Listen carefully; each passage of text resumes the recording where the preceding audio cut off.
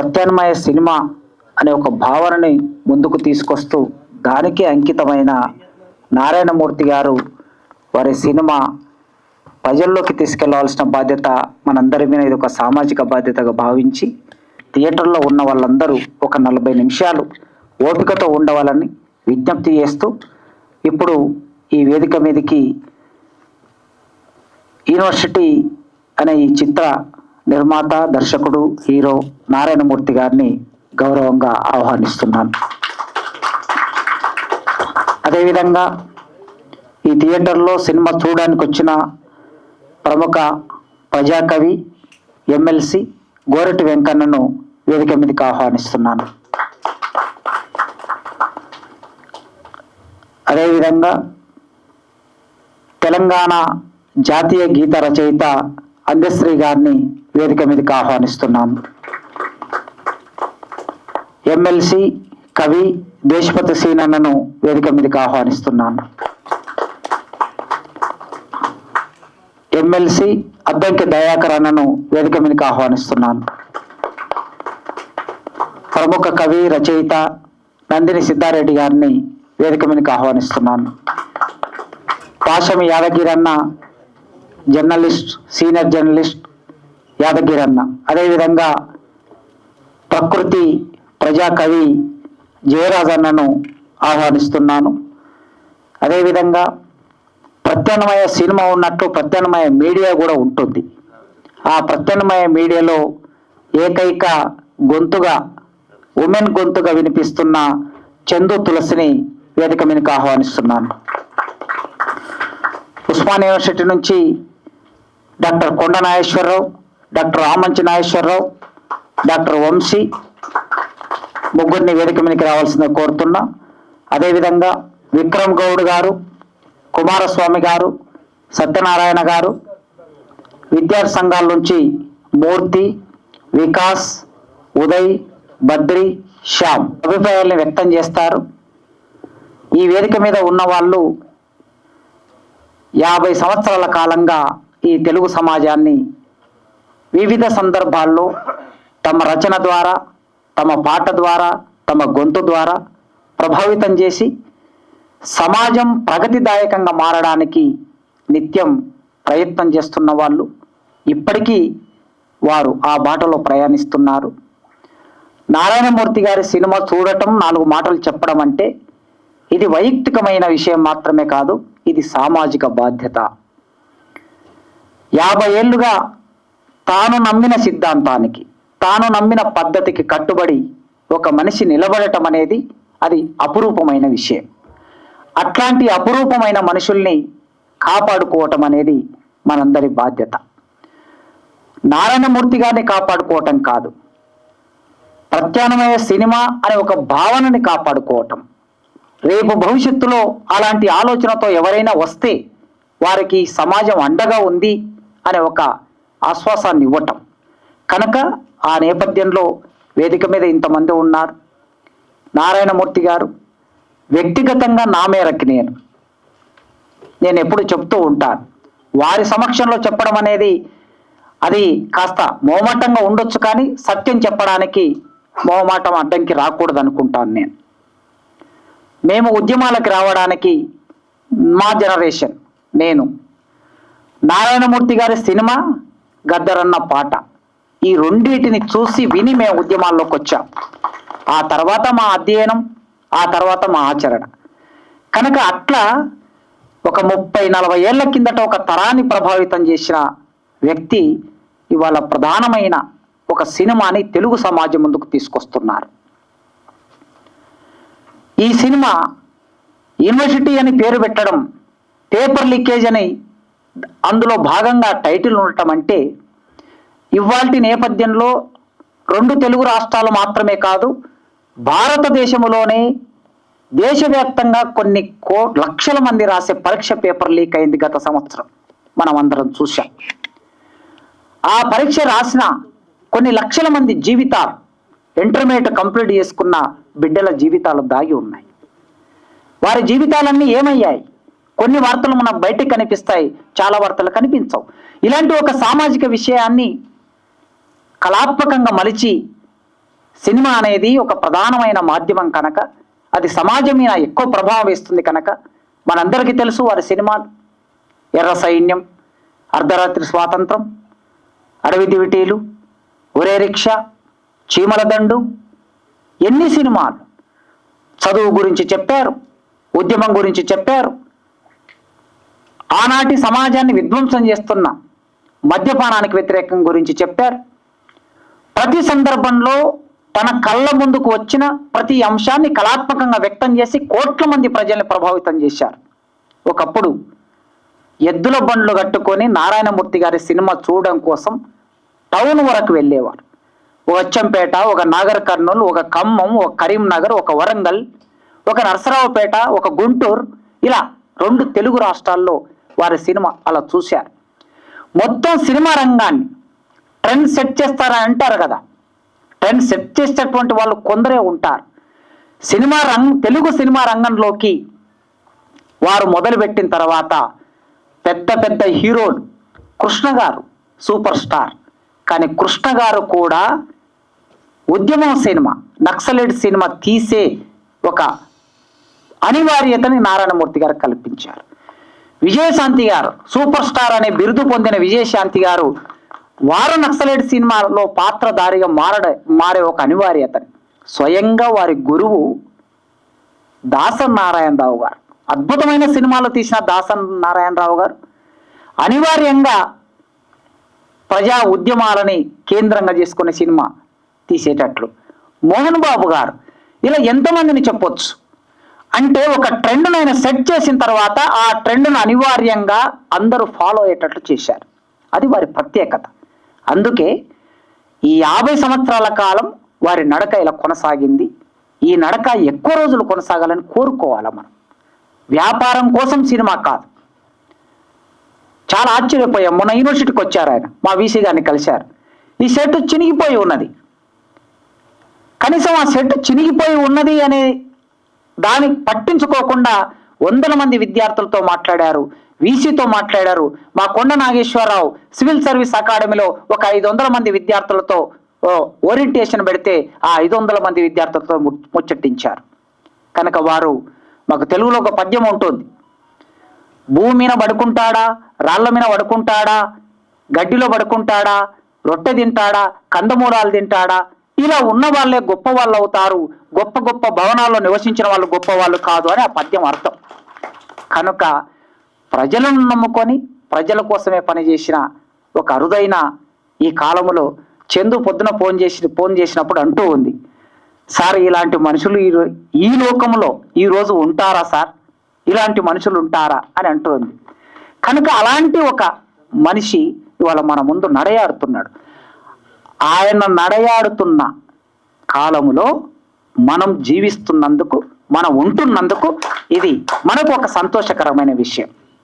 కనుక ఇప్పుడు ఈ కార్యక్రమాన్ని ఉద్దేశించి వెంకన్న గారు మాట్లాడతారు. నేను కొత్త చెప్పేది ఏం లేదు, ఎందుకంటే వారు అద్భుతమైన కళాఖండాలతోని అర్ధరాసూత్రం కానీ అవన్నీ ఇప్పుడు చెప్పినాడు కాసిం గారు.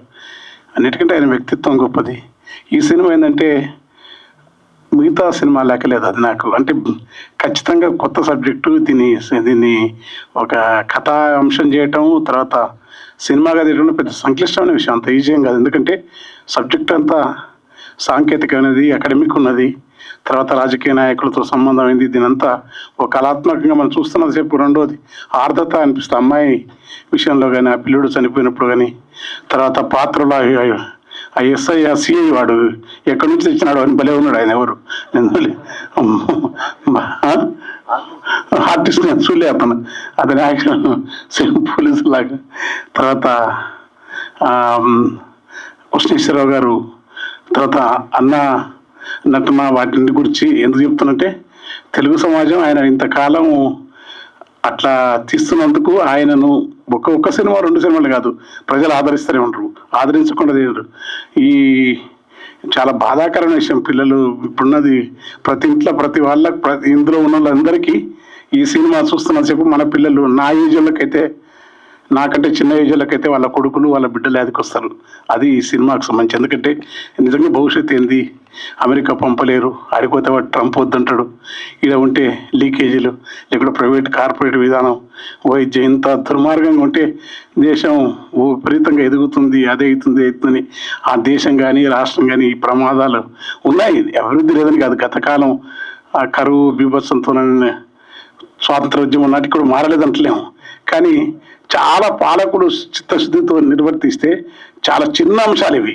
ఇది ఒక నక్సలైట్ ఉద్యమం సమస్య కాదు, ఇది ఒక ప్రాజెక్టు రేట్ల సమస్య కాదు, ఇది లేకుంటే మనుషుల మనుషులను ప్రవృత్తి మార్చేది కాదు. చాలా చిన్న విషయ. విద్య, వైద్యం ప్రజల అందాల, ప్రజలందరికీ వైద్యం రావాలి. ప్రజలందరూ ఈ పేపర్ లీకేజీలు డబ్బులతోని లంచ, నాకు తెలుసు ఎంతో మంది మా పీరియడ్లో మేము ఒక చైర్మన్ ఉండే అప్పుడు నేను కూడా గ్రూప్ 2లో నేనే కోచింగ్ ఇచ్చేది. నేను 4th కానీ ఇక్కడ PhDs అని దాంట్లో కోచింగ్. నా పరీక్ష రోజు నేను పోతే నాకు జరిగిన ఎగ్జామ్ మామూలు ర్యాంక్ వస్తుంది అనుకో. అట్లాంటివి ఇప్పటికీ మా మా మా బంధువు ఉన్నాడు ఆయన, నీకు తెలుస్తలేదు మీ పిల్లగానికి కూడా వస్తుంది, నువ్వు పోయి కలువు అని అంటే నిజంగా అట్లా జరుగుతాయని నేను నగినారు. అంటే ఇలాంటివన్నీ దారుణంగా వ్యవస్థలు ఎన్నో జరుగుతున్నాయి. ర్యాంకులు రావటం మొదలుకొని ఇవి జరగటం అని, అందులో అసత్యాలు ఏం లేవు, అవి ఏం లేవు. ఆ పిల్లలు చూస్తుంటే ఆ పిల్లల బాధ, వాడు తండ్రిని వదిలిపెట్టిపోయినప్పుడు సేమ్ ప్రతి ఇంట్లో జరిగే సంఘటనే. ఆ పిల్లోడు వాడు తండ్రి మీద కోపంతో నీకు ఫీజు కట్టినా అని ప్రతి ఇంట్లో మన పిల్లలే అదికొస్తారు. ఇట్లా నిత్య జీవితంలో జరుగుతున్న ఈ సమస్యలన్నింటినీ ఒక మహత్తరంగా తెరకెక్కించి, నారాయణమూర్తి తన పాత సినిమాలతో పోల్చుకోవద్దు దయచేసి. ఇది చాలా డిఫరెంట్గా ఉంది. తను ఎక్కడ చాలా తక్కువ సార్లు కనపడుతున్న సినిమాలో. ఆ మిగతా పాత్రలన్నీ ఇందులో అందరి హీరోలే అందరూ అట్లా చేసినారు, అట్లా చేసినాడు. అది అన్ని పాత్రలకు సముచితమైన ప్లేస్ ఉంది. చాలా మంది అంటే నారాయణమూర్తిగా అట్లేదు, ఈ సినిమాలో గొప్పతనం అది. అట్లాంటి సినిమాను తీసి ఆడుతుంది, ప్రజలు ఆదరించాలి. ఎందుకంటే అమ్మ తులసమ్మ నువ్వు చెప్తావు అన్న నారాయణమూర్తి గారికి పెడితే నేను ఒకటే మాట చెప్పాను ఇప్పటికే ఇంటప్పుడు.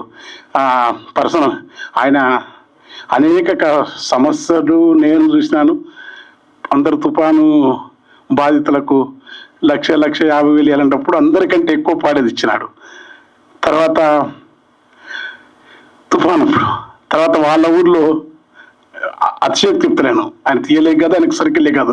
నాలాంటి వాళ్ళే మనకున్న దాంట్లోనే కొంత ఇచ్చేవాళ్ళు 1000 మంది కాదు, ఒక 10,000 మంది నారాయణమూర్తి గారికి మనిషికి 1,00,000 రూపాయలు ఇచ్చేవాళ్ళు ఉంటారు. అంతమంది ఫ్రెండ్స్ ఉంటారు ఆయనకు.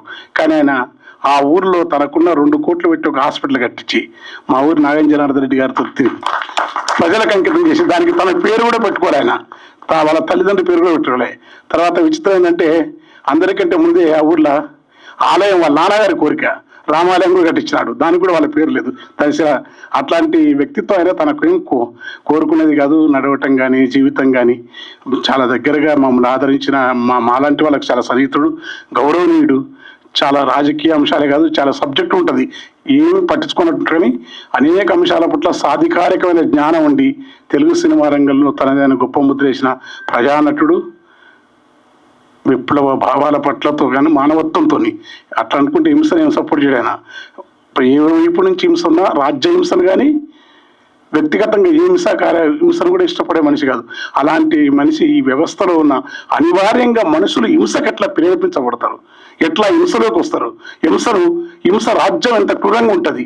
నేతలు కానీ విధానాలు కానీ వ్యవస్థీకృతమైన ఆధిపత్యాలను కనుక్కుంటే వీటిని ధిక్కరించడం కోసం కళాకారులు ప్రజలు తమ వంతుగా చేసేదానికి నారాయణమూర్తి గారు సుదీర్ఘ ప్రయాణం. అది గద్దెరన్నతో పాటుగా కర్ణాటి లక్ష్మణర్సయ్య గారు, నాజర్ గారు, మాభవం నుంచి ముందర నుంచి అప్పటి నుంచి రక్తకన్నీరు నుంచి ఎర్రమల్లెల నుంచి టీకృష్ణ నుంచి ఈ పరంపర తెలుగు నేలపైన ఒక మహోన్నతమైన ప్రజా సాంస్కృతిక వారసత్వం మనుషులు మారాల్సిన నుంచి నడుస్తున్న దానికి హైలైట్గా వచ్చి మధ్యలో ముగినారు. కానీ అదే మార్గాన్ని పట్టుకున్న ఒకే ఒక నటి నారాయణమూర్తి గారు.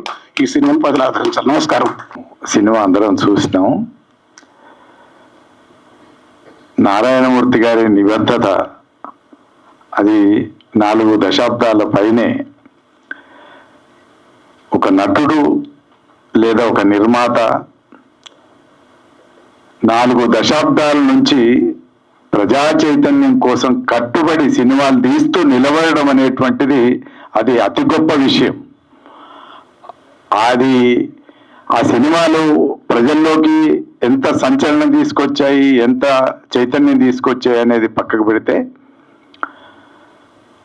ప్రతి సినిమా కూడా ప్రజా చైతన్యం కోసం అంకిత భావంతో తీసినటువంటి సినిమా. అలాంటి వ్యక్తి మరి నాలాంటి వాడిని, నేను సినిమాలకు దూరంగా ఉండేటటువంటి వ్యక్తిని నన్ను కూడా సినిమాకు దగ్గరికి తీసుకొచ్చేసి వీర తెలంగాణలో ఒక పాట అందులో చేర్చుకొని సినిమా మనిషిని చేసినటువంటి ప్రత్యేకమైనటువంటి వ్యక్తి నారాయణమూర్తి గారు. నారాయణమూర్తి గారి గురించి గొప్ప మనిషి. నిజానికి సినిమా గురించి మాట్లాడమన్నాడు కాశీం, సినిమా గురించే మాట్లాడాలి. కానీ సినిమా గురించి మాట్లాడేటప్పుడు ఆ మనిషి గురించి మాట్లాడకుండా సినిమా గురించి మాట్లాడడం అది ఔచిత్యం కూడా కాదేమో అని అనిపిస్తుంది. ఎందుకంటే ఇంత వ్యాపార ప్రపంచంలో ఇవాళ విద్య కూడా మొత్తం, విద్యారంగం మొత్తం వ్యాపారమైనటువంటి దశలో, సినిమా మొత్తం వ్యాపారమైనటువంటి దశలో నేర ప్రవృత్తి కలిగినటువంటి సినిమాకు ఉత్తమ చిత్రంగా ఉండేటటువంటి ప్రోత్సాహక బహుమతి ఇచ్చేటటువంటి రోజుల్లో విద్యా రంగంలో ఎన్ని అవకతవకలు ఉన్నాయో అన్ని అవకతవకల్ని అతి బలంగా చూపెట్టగలిగినటువంటి సినిమా యూనివర్సిటీ సినిమా. యూనివర్సిటీ చుట్టే కాదు, మొత్తం 2 తెలుగు రాష్ట్రాల్లోనే కాదు, మొత్తం ప్రపంచమంతా కూడా మనల్ని తీసుకెళ్లి చూపెట్టాడు.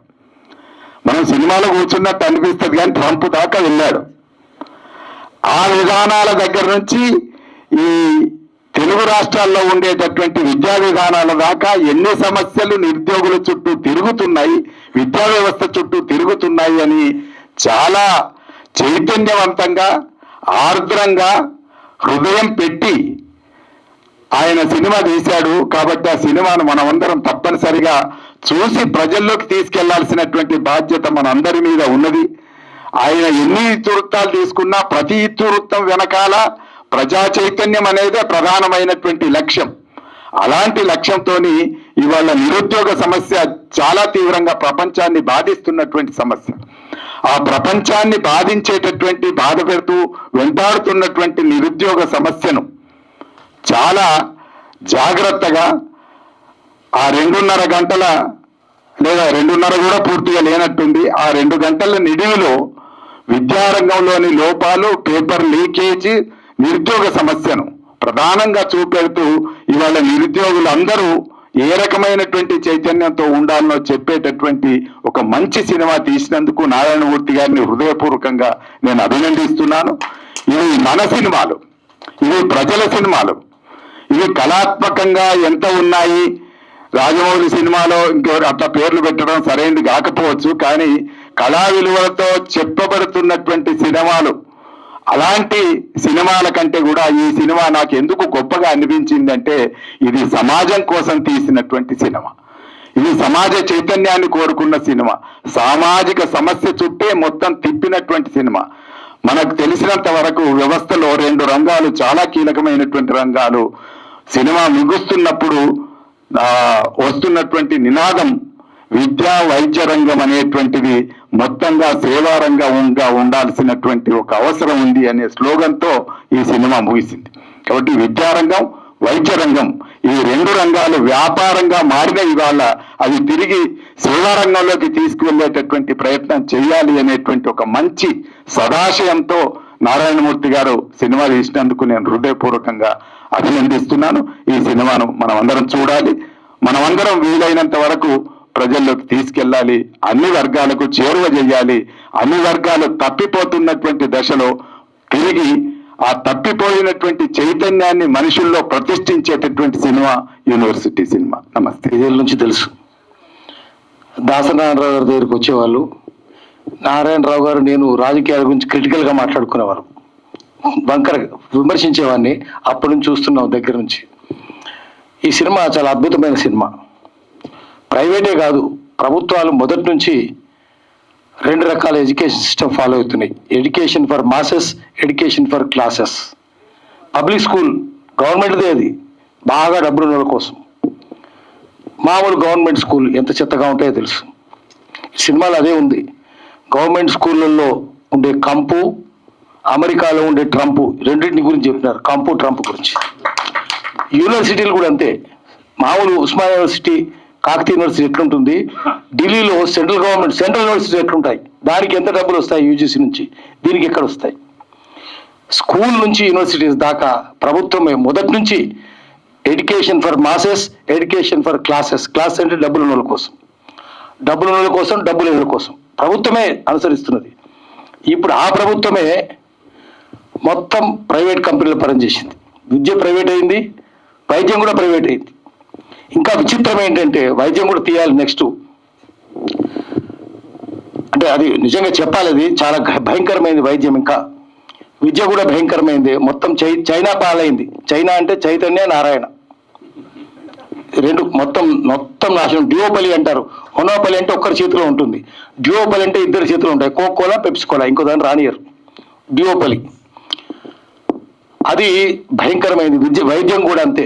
ఎవరు చేరుతారు? మొత్తం చూసుకోండి. హైదరాబాద్లో హాస్పిటల్ అన్ని ప్రైవేట్, గవర్నమెంట్ హాస్పిటల్ నాశనం చేస్తారు. అక్కడ సిటీ స్కాన్, ఆఖరికి మనం ఏమ్స్ చూద్దాం, బీబీ నగర్లో సెంట్రల్ గవర్నమెంట్ అంతంత పెద్ద బిల్డింగ్లు వస్తున్నాయి.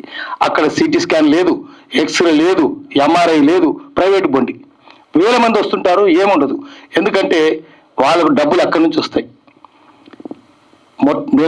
నెక్స్ట్ మీరు సినిమా తీయాల్సింది ఏంటంటే వైద్యో నారాయణో హరి. ఇప్పుడు అది కాదు, వైద్యో యమరాజ సహోదర. యమరాజు ప్రాణమే తీసుకుపోతాడు, యమరాజు సహోదరుడు ప్రాణము ధనము రెండు తీసుకుపోతాడు. ఈ హాస్పిటల్ అన్ని చూడడానికి ప్రైవేట్ లాగా కనిపిస్తాయి, కానీ అన్ని అమెరికన్ కార్పొరేట్ కంపెనీలు, అన్ని వాళ్ళ చేతుల్లోనే ఉన్నాయి. మీరు నెట్లో కొట్టి చూడండి, గూగుల్లో కొట్టి చూడండి, కేర్ హాస్పిటల్ ఎవరి చేతుల్లో ఉంది? మోదీ అంతా చెప్తున్నాడు కదా, 100% FDI అయింది.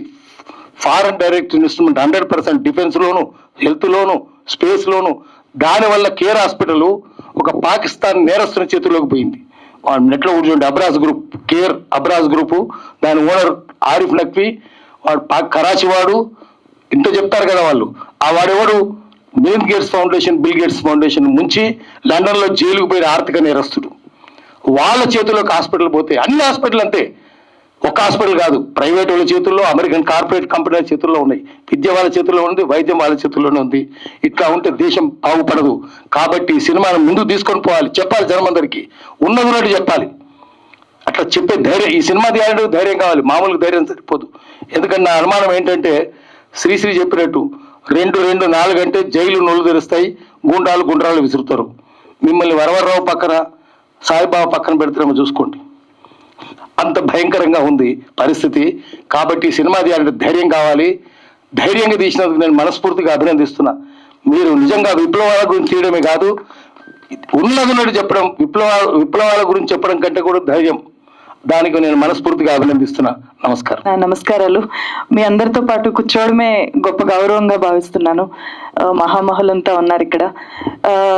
నాకు ఆర్ నారాయణమూర్తి గారి ప్రతి సినిమా కూడా నడుస్తున్న చరిత్రని తెర మీద చూపిస్తున్నారు. ఆయన నడుస్తున్నప్పుడు ఆయన చూసిన వర్తమానాన్ని చరిత్రలాగా రికార్డ్ చేయడం కోసము తెర మీద ఆయన ఆగ్రహాన్నో ఆయన అభిప్రాయాలను ప్రకటిస్తున్నారు అని అనిపిస్తుంది. ఎందుకంటే అందరికంటే ఎక్కువ నేను కనెక్ట్ అయ్యాను. ఈ సినిమాలో చూపించిన ప్రతి వీడియో నేను చేశాను. అది పేపర్ లీకేజ్లు కానివ్వండి, లేకపోతే అగ్నివీర్ అప్పుడు వెళ్ళి రైలు బోగీల్ని తగలబెట్టడం కానివ్వండి, విద్యార్థుల ఆత్మహత్యలు కానివ్వండి, రోడ్ల మీదకి Group 1, Group 2 విద్యార్థులు వచ్చినప్పుడు, DSC విద్యార్థులు వచ్చినప్పుడు, వాటన్నిటిలోనూ డైరెక్ట్గా విద్యార్థులతో డైరెక్ట్గా వాళ్ళ మూమెంట్ వెనుక వాళ్ళ వాయిస్ వినిపించడానికి నేను నిలబడ్డాను. సో అందుకే చాలా ఎక్కువగా నేను కనెక్ట్ అయ్యాను. ముఖ్యంగా నేను ఈ సినిమా ఖచ్చితంగా స్టూడెంట్స్ చూడాలి అని చెప్తున్నాను. ఎవరైతే మా వాయిస్ వినిపించట్లేదు, మా వాయిస్ మీడియాలు వినిపించట్లేదు అని చెప్పి ఎవరైతే భావిస్తారో, Group 1 విద్యార్థులు, Group 1 అభ్యర్థులు, Group 2 అభ్యర్థులు, ఏపీలో కాంపిటేటివ్ ఎగ్జామ్స్కి ప్రిపేర్ అవుతుండే వాళ్ళు, యూనివర్సిటీస్లో చదువుతున్న స్టూడెంట్స్, ఇది మీ సినిమా, మీరు ఖచ్చితంగా చూసి తెలుసుకోవాల్సిన సినిమా, మీకు ఒక చైతన్యం కలిగించే సినిమా. ఎందుకంటే మనం సోషల్ మీడియాలో చాలా బిజీగా ఉంటాం. ఎప్పుడు ఒకసారి మనం ఇన్స్టాగ్రామ్లోకి వెళ్తే ఏవేవో రీల్స్లో వెళ్ళిపోతూ ఉంటాం. ఆ రీల్స్ వెళ్ళిపోయినట్లే మన టైం వెళ్ళిపోతూ ఉంటుంది, మన జీవితం వెళ్ళిపోతూ ఉంటుంది. కానీ మన జీవితాన్ని ఎవరో ఆపరేట్ చేస్తూ ఉంటారు వెనకాల. సో మనకు ఆలోచించుకునే టైం కూడా లేదు.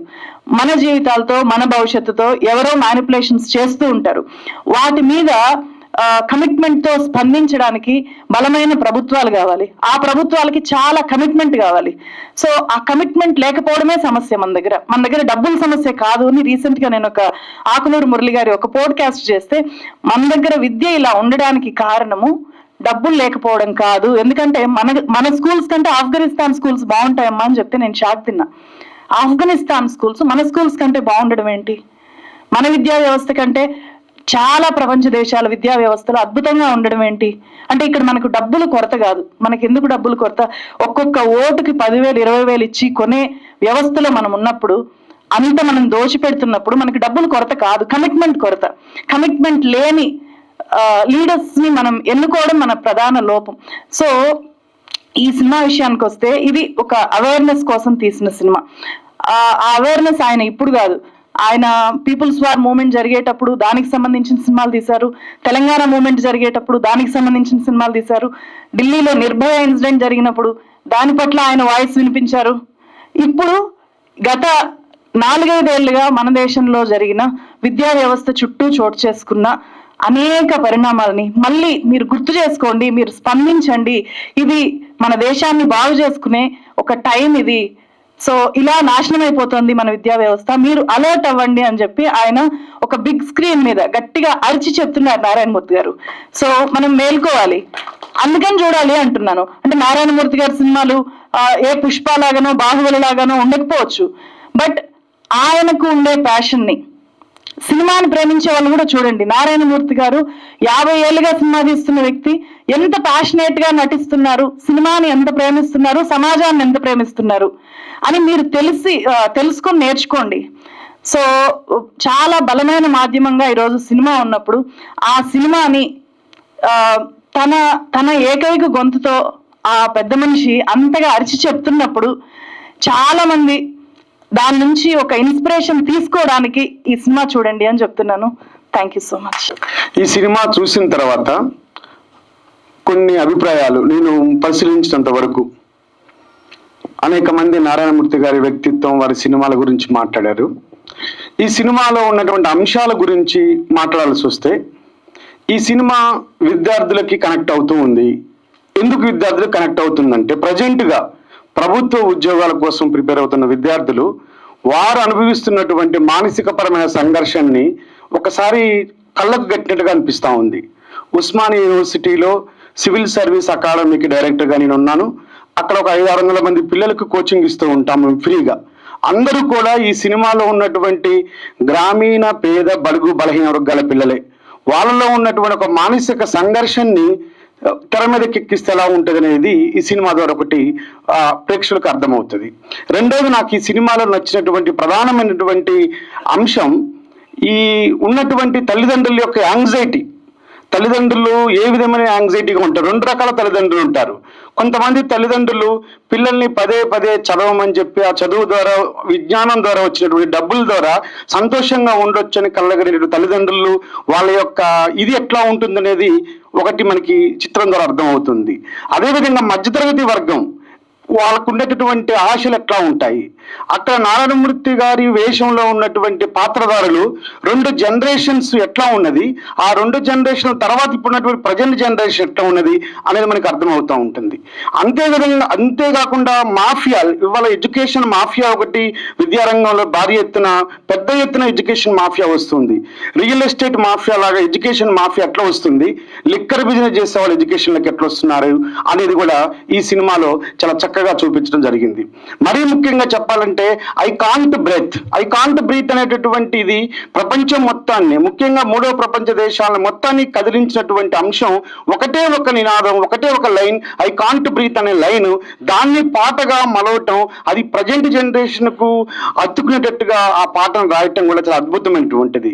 ఏ సినిమాలోనైనా ఒక ముఖ్యమైన స్టోరీ ఉండటం, ఆ స్టోరీని టచ్ అయ్యేటటువంటి సాంగ్స్ ఉండటం ఆ మూవీకి ఒక ప్రధాన అంశంగా ఉంటాయి. ఇక్కడ ఉన్నటువంటి పాటల్లో ప్రజెంట్ జనరేషన్ విద్యార్థులకు ఉపయోగపడే విధంగా ఉండటం కూడా మరొక ముఖ్యమైన అంశంగా ఉంది. ఇక గ్రామీణ ప్రాంతం నుంచి డే స్కాలర్స్ నుంచి హాస్టల్స్ కు మధ్య ఉన్నటువంటి సమస్య కానీ, ర్యాగింగ్ సమస్య కానీ, అమ్మాయిల్ని ఏ విధంగా ఇట్లా చేస్తారనేటువంటి అంశం కానీ, ఇవాళ సమాజంలో పెరుగుతున్నటువంటి నేర ప్రవృత్తి కానీ ఆధారాలు దొరకకుండా చేయటం కూడా చాలా అద్భుతంగా చిత్రీకరించారు. అక్కడ ఉన్నటువంటి తప్పు చేసిన వాళ్ళని చంపేసే క్రమంలో కూడా నటుడు చివరి వరకు ప్రేక్షకుల నుంచి ఆ డిమాండ్ వచ్చే వరకు వెయిట్ చేశాడు. అంటే వీళ్ళని ఇప్పుడు కాలబెడితే బాగుండు, పెట్రోల్ పోస్తే బాగుండు, చంపితే బాగుండు అనే ఎమోషన్స్ ప్రేక్షకుల్లో రాకుండా ప్రేక్షకుల యొక్క సహనాన్ని పరీక్షించి చివరికి అంత దుర్మార్గులను కూడా ఆ దుర్మార్గుల చేత చివరి గత్యంతరం లేని పరిస్థితుల్లోనే దుర్మార్గుల్ని చంపటానికి కూడా, అంటే ఒకే అటెంప్ట్ లో చంపకుండా ప్రేక్షకుల నుంచి దీన్ని మనము కెటాస్ట్రఫీ అంటాం ఇంగ్లీష్లో, ది ఫర్గేషన్ ఆఫ్ ద ఎమోషన్స్. వాళ్ళల్లో ఉన్నటువంటి ప్రేక్షకులు చూస్తున్నప్పుడు ప్రేక్షకుల యొక్క ఎమోషన్స్ ను చివరి దాకా కట్టిపెట్టడం, చివరి దాకా అణిచిపెట్టడం, చివరికి ప్రేక్షకుల చేత వేరే దారి లేకుండా ఈ పొయిటిక్ జస్టిస్ అంటాం దీన్ని. మళ్ళీ good things should be rewarded, evil things should be punished అంటాం. అంటే శిష్ట రక్షణ, దుష్ట శిక్షణ అనేది చివరి దాకా మనకు అనిపిస్తూ ఉంటుంది. అంటే ఈ పాటలు కూడా చాలా వెల్ ఆర్గనైజ్డ్ గా ఉన్నాయి. ఖచ్చితంగా ఇది నాటి సమాజానికి నిరుద్యోగ సమస్యను ఎత్తిపట్టడంలోను, మాఫియాను, ఎడ్యుకేషన్ మాఫియాను చూపెట్టడంలోను, మధ్యతరగతి పేరెంట్స్ యొక్క సంఘర్షణని, విద్యార్థులు ఏ విధంగా ఒక రకమైనటువంటి దీనికి ఆర్ధతతో కూడినటువంటి ఒక ప్రభావాన్ని తీసుకురావడానికి సినిమా ఒక మంచి ఆయుధంగా ఉంది. ఖచ్చితంగా ఈ సినిమా విద్యారంగాన్ని, రెండు తెలుగు రాష్ట్రాల్లో ఉన్న విద్యారంగాన్ని కాకుండా దేశవ్యాప్తంగా ఉన్నటువంటి విద్యారంగాన్ని, అక్కడ అమెరికాలో జరుగుతున్నటువంటి స్థితిని, ట్రంప్ ఉన్నటువంటి కాన్సిక్వెన్సెస్, ఉద్యోగాలు లేకుండా అక్కడ బ్లాక్స్ ఏ విధంగా, బ్లాక్స్ కానీ వైట్స్ కానీ ఒక రకమైన ద్వేషంతో రగిలిపోతూ భారతీయ విద్యార్థులని పైన హత్యాకాండకు పాల్పడుతున్నారు. అది కూడా కేవలం దురహంకార పూరితంగా కాకుండా ఉద్యోగాలు లేని పరిస్థితుల్లో ఏ విధంగా వస్తున్నారు అనేది కూడా ఈ సినిమా ద్వారా చెప్పడం జరిగింది. అందుకని ఈ సినిమా అనేది మొత్తంగా చూసినప్పుడు సమాజంలో ఉన్నటువంటి వివిధ వర్గాలను కలిపే విధంగా గ్రామీణ, పేద, మధ్యతరగతి వర్గాలు, విద్యార్థులు, యువకులు, మహిళలు, ఇలా అన్ని వర్గాలకు సరిపోయే విధంగా ఈ సినిమా ఉన్నది. ఖచ్చితంగా ఈ సినిమా చూడటం ద్వారా మన సమాజాన్ని, సమకాలీన బట్టి సమాజాన్ని అర్థం చేసుకునే విధంగా ఉంటుందని, కాబట్టి తెలుగు రాష్ట్రాల్లో ఉన్నటువంటి ప్రేక్షకులు ఈ సమాజం అర్థం చేసుకునే క్రమంలో ఈ సినిమా ఒక మంచి పుస్తకం లాగా ఉపయోగపడాలని, ప్రతి ఒక్కరూ వీక్షించాలని, ఇది ఒక అద్భుతమైన విజయంగా తెలుగు చలనచిత్ర పరిశ్రమ నిలిచిపోవాలని తెలియజేస్తూ నన్ను ఇక్కడికి పిలిచి మాట్లాడించే అవకాశం ఇచ్చినటువంటి నారాయణమూర్తి గారికి ప్రత్యేక కృతజ్ఞతలు, ధన్యవాదాలు. నింగిలో దాగిన తార జువ్వను పట్టి నేలపై నడిపిన దిరుడితడు, సాపదిండు దప్ప సొంతాస్తి ఎరుగని సామ్యవాద సిద్ధాంత సారథితడు. పీపుల్ స్టార్ ఆర్ నారాయణమూర్తి గారి సినిమా చూశాను, చాలా బాగుంది. విద్యార్థులు ఎన్ని కన్నీళ్ళు, ఎన్ని కష్టాలు, వాళ్ళ మీద పెట్టుకున్న తల్లిదండ్రులు పడే ఇబ్బందుల్ని చాలా అద్భుతంగా చూపెట్టాడు. ప్రైవేట్ కాలేజీలు, ప్రైవేట్ యూనివర్సిటీలు ఎంత దుర్మార్గానికి తెగబడతాయని ఈ సినిమాలో అద్భుతంగా చూపెట్టాడు. సినిమా చూస్తున్నంతసేపు మధ్యతరగతి కుటుంబాలు, పేద కుటుంబాలు, ఉన్నత కుటుంబాలు కూడా ఎంత విధ్వంసం చేయబడుతున్న ఈ కార్పొరేటీకరణ అనే సమస్యను అద్భుతంగా తెరపైకెక్కించిన ఆర్ నారాయణమూర్తి గారికి కృతజ్ఞతలు తెలియజేస్తూ, ప్రతి విద్యార్థి తల్లిదండ్రులు, ప్రతి విద్యార్థి ఖచ్చితంగా చూడవలసిన అద్భుతమైన సినిమా ఇది. ఈ సినిమాతోటి ప్రభుత్వాలు కళ్ళు తెరవాలి. ఇప్పటికైనా విద్య, వైద్యాన్ని ప్రైవేటు వర్గాల నుండి రద్దు చేసి ప్రభుత్వమే నడిపే విధంగా ముందుకు రావాలనేది నేను మనస్ఫూర్తిగా కోరుకుంటున్నాను. వేదిక మీద ఉన్న గౌరవ పెద్దలందరూ మరియు విద్యార్థి సంఘాలు, ప్రేక్షక మహాశయులందరికీ ఏఐఎస్ఎఫ్ పక్షాన ధన్యవాదాలు తెలియజేస్తూ, కళ కోసం కాదు, కళ ప్రజల కోసం అన్నట్టు నమ్ముకున్న సిద్ధాంతాన్ని 40 సంవత్సరాలుగా సినిమా రూపంలో ప్రజల సమస్యలు తన సమస్యలుగా భావించి ప్రజలను మేల్కొల్పుతూ నిరంతరంగా ప్రజల్లో అవేర్నెస్ కల్పిస్తున్నటువంటి నారాయణ సార్ గారికి ధన్యవాదాలు తెలియజేస్తూ, నిజానికి ఇవాళ మేము యూనివర్సిటీ విద్యార్థులుగా ఉన్నాం. ఆ యూనివర్సిటీ మూవీ అనేటువంటిది ఇవాళ మేము గ్రామాల నుంచి, పేదరికం నుంచి వచ్చినటువంటి సందర్భంలో మా బాధలు, మా కష్టాలు, మా కన్నీటి గాథలు ఈ సినిమా రూపంలో మేము చూసుకున్నట్టు అనిపించింది. ఎందుకంటే మేము తెలుగు మీడియం నుంచి వచ్చినటువంటి సందర్భం, ఎన్ని కష్టాలు పడ్డామో, ఎన్ని నష్టాలు ఎదుర్కొన్నామో ఇవాళ సినిమా చూస్తే కానీ మా హృదయం ద్రవించలేదు. కాబట్టి ఇటువంటి సినిమాలు ఈ రాష్ట్రంలో 4 కోట్ల మందిలో అనేక మంది పేద వర్గాలు, బడుగు వర్గాలు ఉన్నారు. ఇవాళ ప్రైవేట్ యూనివర్సిటీలు ఇస్తున్న సందర్భంలో ఈ ప్రభుత్వాలు కూడా నిధులు ఇవ్వకపోవడం వల్ల ఎదుర్కొంటున్నటువంటి సమస్యలు చాలా ఉన్నాయి. ప్రిన్సిపల్ గారు కూడా ఆ సందర్భం చెప్తారు. కాబట్టి ఈ యూనివర్సిటీ మూవీని మనమందరం కూడా వాడల్లో, గుడిసెల్లో, గూడాల్లో, తండాల్లోకి తీసుకుపోయేటువంటి ప్రయత్నం జరగాలి. ఇది పేద వర్గాలను మేల్కొల్పడానికి, వారిలో చైతన్యం నింపడానికి ఈ ప్రభుత్వాలు చేస్తున్నటువంటి మోసాలను కూడా మనం బయటికి తీసేటువంటి ప్రయత్నం చేసి ఈ సినిమా ద్వారా అందరికీ అవేర్నెస్ కల్పించే ప్రయత్నం చేయాలని కోరుకుంటూ మా ప్రిన్సిపల్ గారికి ఒక విజ్ఞప్తి. విషయం ఏంటంటే, పెండింగ్ లో ఉన్న స్కాలర్షిప్ విద్యార్థులకు రాకపోవడం వల్ల విద్యార్థులతో కట్టిస్తున్నటువంటి సందర్భాలు కాబట్టి విద్యార్థులను ఉద్యమకారులుగా తయారు చేసి ఇటువంటి సినిమాల యొక్క స్ఫూర్తిని ముందుకు తీసుకెళ్లేటువంటి క్రమంలో అది కూడా ఒక్కసారి ఆలోచించాలని విజ్ఞప్తి చేస్తూ ఈ అవకాశం ఇచ్చినటువంటి మీ అందరికీ ధన్యవాదాలు తెలియజేస్తూ, మా గురుతర బాధ్యతగా ఈ సినిమాను మా ఉస్మానియా యూనివర్సిటీ నుంచి మా కొన్ని బాధ్యతలు పెట్టిండ్రు కాబట్టి దీన్ని ప్రజల్లోకి తీసుకెళ్తాం, ప్రజా చైతన్యాన్ని కల్పిస్తాం, ప్రజా అవగాహన పెంచుతాం, దీన్ని ప్రజల కోసం మేము నిలబడి విద్యార్థి నాయకులుగా మేము పనిచేస్తామని ఈ సందర్భంగా ఈ అవకాశం ఇచ్చినటువంటి మీ అందరికీ ప్రత్యేకమైనటువంటి ధన్యవాదాలు తెలియజేస్తూ మా ప్రసంగ పాఠాన్ని ముగిస్తున్నాం. అందరు చెప్పారు. ఈ సినిమా విద్యార్థులు ఒక్కలే కాదు, విద్యార్థుల తల్లిదండ్రులు చూడాలి. అదేవిధంగా చాలా మంది అనుకుంటారు నారాయణమూర్తి అన్న ఏదో మామూలుగా వెళ్తాడు, ఆయన లైఫ్ స్టైల్ పోయాది, అన్న ఇంకా 100 కోట్లున్నా గట్లనే ఉంటాడు. ఎందుకంటే మనిషి మనస్తత్వం అట్లాంటిది కాబట్టి ఆయన కల్చర్, ఆయన డిఎన్ఏనే ఉండాలి. నువ్వు ఒక 500 కోట్లు వచ్చి పెట్టినా ఆయన అట్లనే ఉండాలి కాబట్టి అన్న 33వ సినిమా ఇది. ఇంకా 17 సినిమాలు ఖచ్చితంగా తీస్తాడు. మనందరం ఆదరించాల్సిన సందర్భం ఉన్నది. ఈరోజు విద్యార్థుల తల్లిదండ్రులు చూడాలి. ఎందుకంటే ఈ సినిమా ఏదో సామాజిక కోణంగానో లేదా సిద్ధాంత కోణంగానో కాదు, ఇది అన్ని కమర్షియల్ ఆస్పెక్ట్స్ ఉన్న సినిమా. ఈ సినిమాల పాటలు లేవా అన్న? అనేక పాటలు ఇప్పటికి కూడా, అంటే ఆ రోజుల్లో చైతన్యం ఉన్న రోజుల నుంచి ఈ రోజు డీజేల కాడ కూడా అన్న పాటలు మోగుతూనే ఉంటాయి తప్ప ఎక్కడ కూడా అన్న పాటలు ఆగలేదు. నేటికి కూడా ఈ సినిమాలో అద్భుతమైన పాట ఉన్నది. అదేవిధంగా విద్యార్థులను ప్రేరేపించే పాట ఉన్నది, తల్లిదండ్రులను చైతన్యపరిచే పాట ఉన్నది.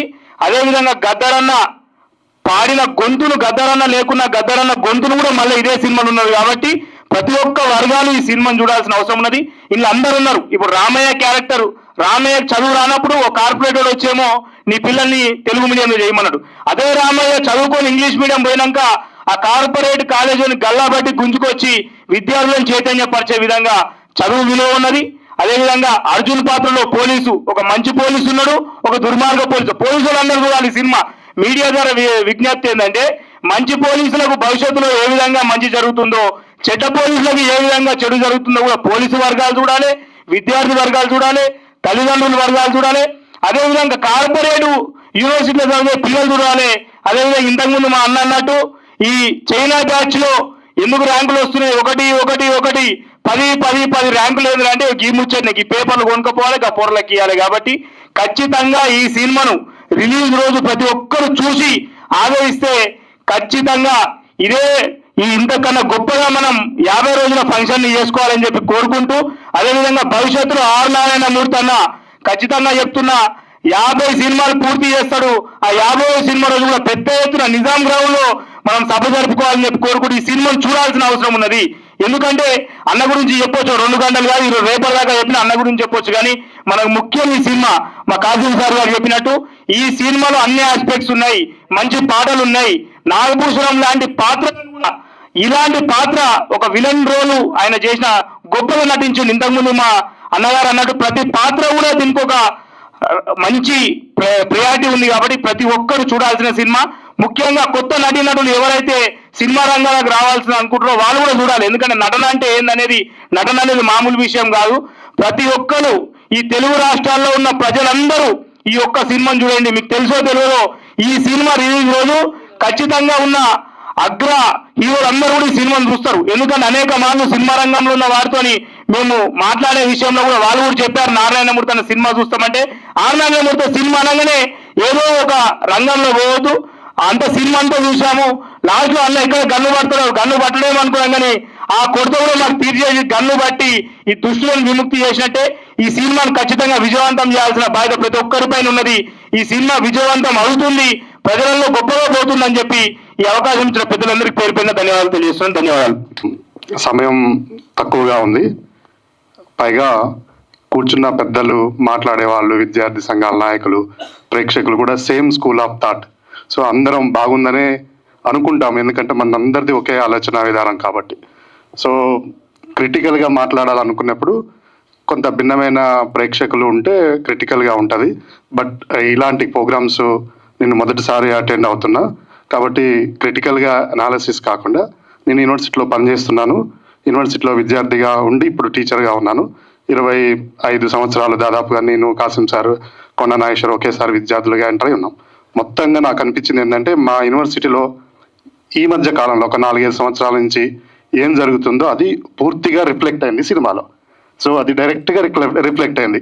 అంటే ఏంటంటే అది స్కాలర్షిప్ సమస్య కావచ్చు, విద్యార్థుల ఫీజుల సమస్య కావచ్చు, ఇంకా ఇతర సమస్యలు కావచ్చు, ఏ సమస్య అంటే పేద విద్యార్థుల సమస్యలు కావచ్చు, ఇట్లాంటిది యూనివర్సిటీలో మాకు ప్రతిరోజు కనపడేది ఈరోజు సినిమా రూపంలో వచ్చింది. కాబట్టి నాకు అనిపించింది ఏంటంటే రోజు ఉస్మానియా యూనివర్సిటీ ఆర్ట్స్ కాలేజ్ చూస్తే ఎలా ఉందో అట్లా అనిపించింది సినిమా. కాబట్టి ఇది కాంటెంపరీగా ఉంది, విద్యార్థుల్లోకి వెళ్తుంది సినిమా, యువకుల్లోకి వెళ్తుంది. బహుశా పట్టణ ప్రాంతాల్లో అంటే పెద్ద హైదరాబాద్ నగరం కాకుండా జిల్లా కేంద్రాల్లో మీ అంటే సినిమా భాషలో సెకండ్ థర్డ్ థియేటర్లోకి అయితే సక్సెస్ఫుల్గా వెళ్తుంది అనేది నా అభిప్రాయం. అలాగే దీనికి ఎక్కువ ప్రచారం కూడా కావాలి.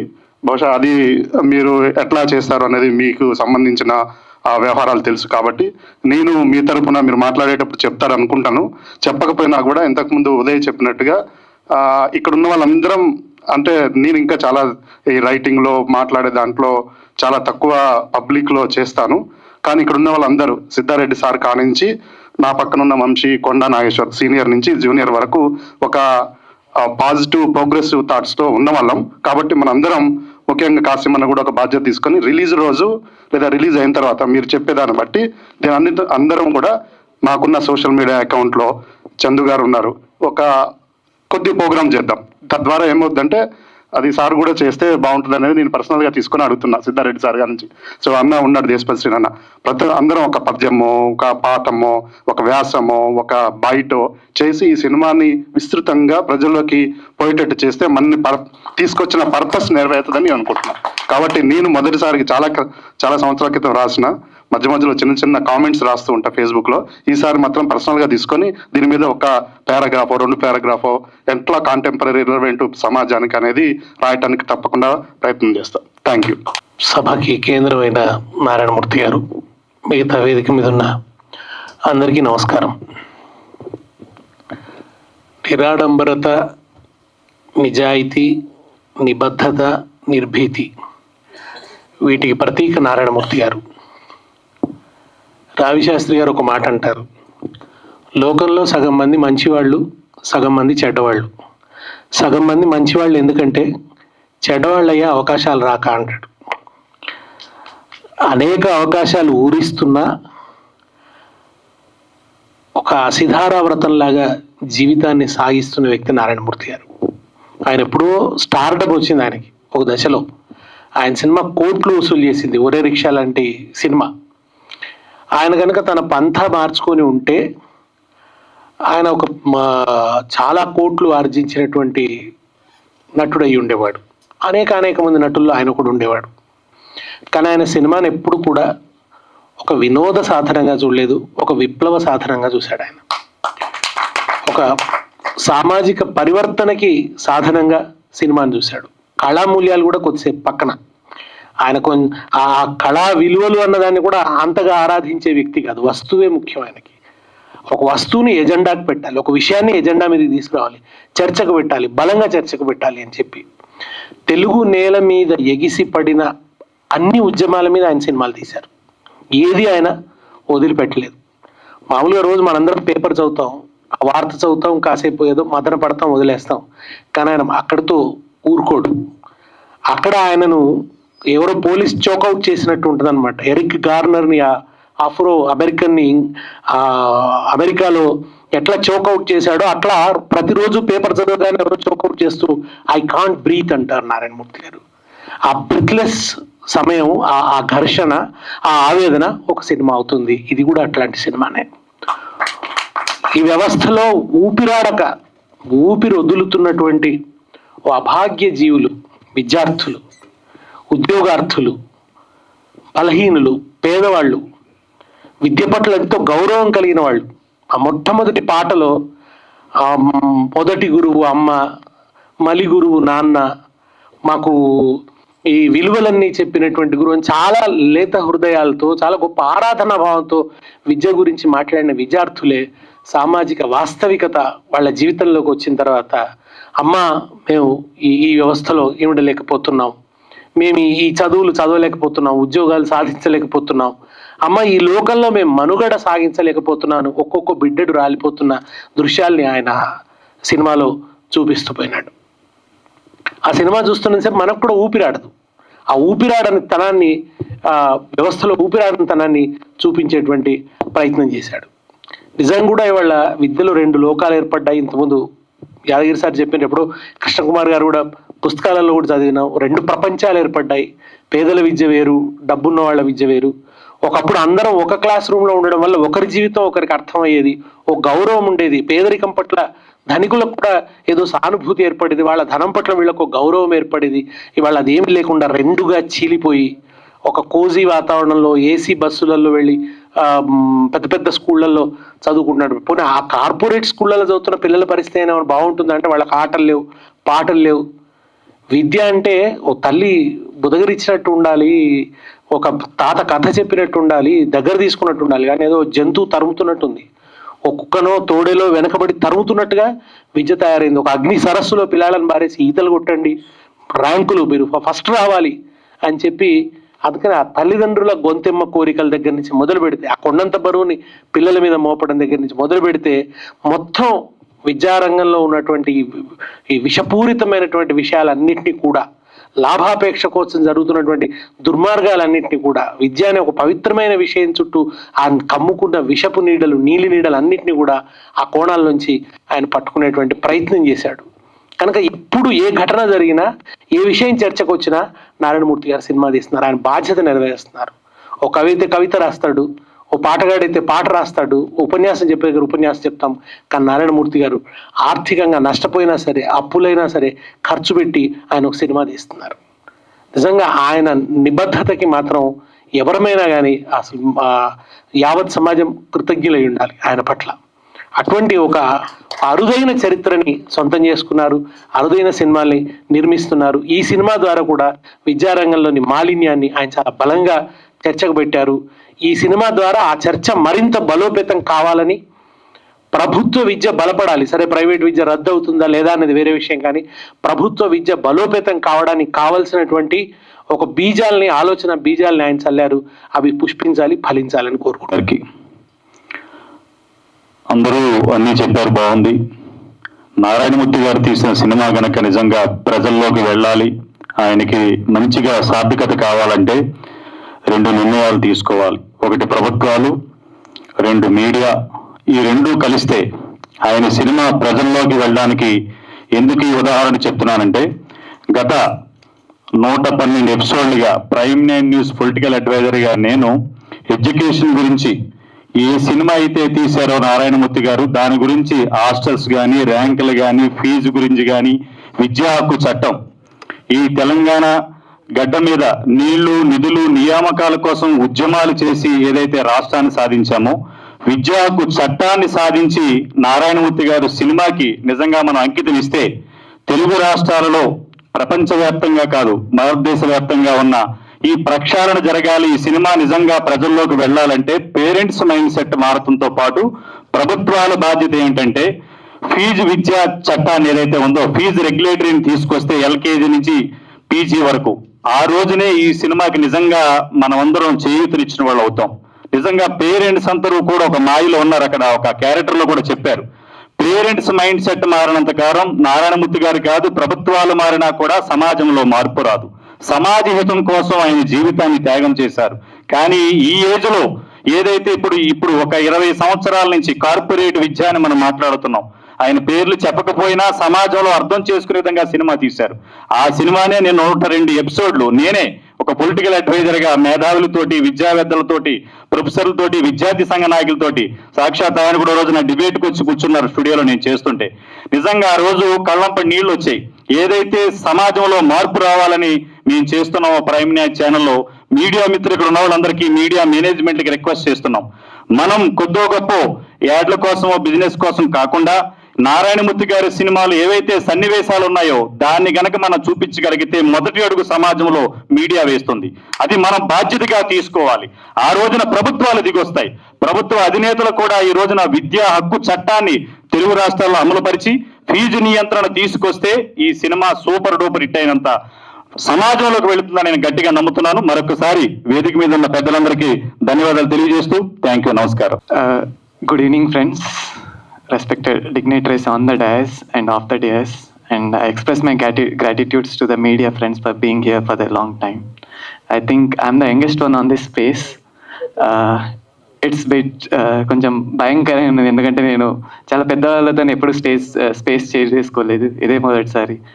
స్టిల్ సో ఈ మూవీలో మన పీపుల్ స్టార్ ఆర్ నారాయణమూర్తి గారికి మనస్ఫూర్తిగా ధన్యవాదాలు చెప్తున్నాను. ఎందుకంటే 2 రోజుల క్రితమే నేను మా ఇంటికి వెళ్ళాను.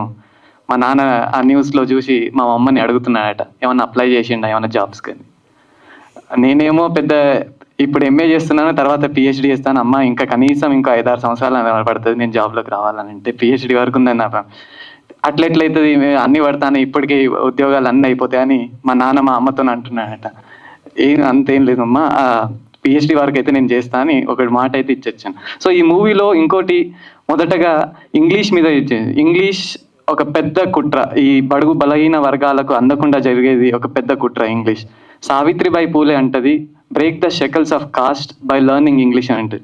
నేను స్టూడెంట్ యూనియన్ ప్రెసిడెంట్గా ఎన్నికైనా, నవంబర్లో ఎన్నికైనా, డిసెంబర్లో మా ఈఫ్లూలోనే బేసిక్ ప్రొఫిషియన్సీ ఇంగ్లీష్ క్లాసెస్ ఒక 10 రోజులు నడిపితే ఆ వాట్సాప్ పోస్టర్ మెయిన్ థీమే break the shackles of caste by learning English అనగానే ఈ డామినెంట్ గ్రూప్స్ అన్నీ వచ్చి నా మీద అటాక్ మొదలుపెట్టినాయి.